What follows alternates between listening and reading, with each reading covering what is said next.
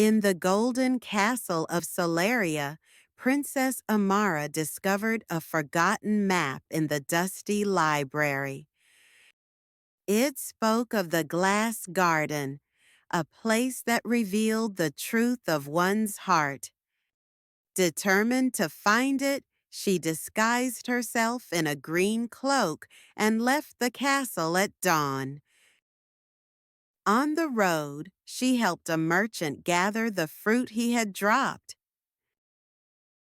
In gratitude, he gave her a strange silver key, saying it would open the first gate. Later, she found a golden bird trapped in thorns and gently set it free. The bird thanked her, promising to guide her when the sky turned gold.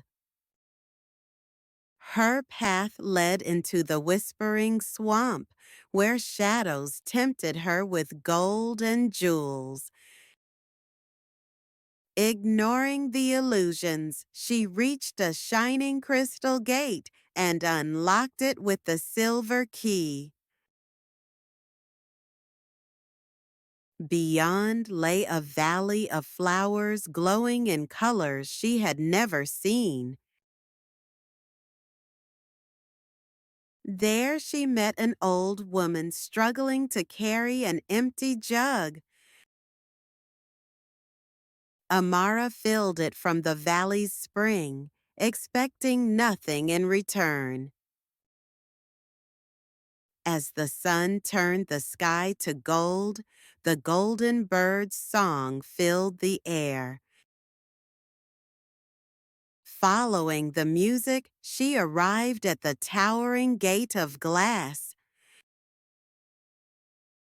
Inside was the most beautiful garden she had ever seen, crystal trees and starry ponds.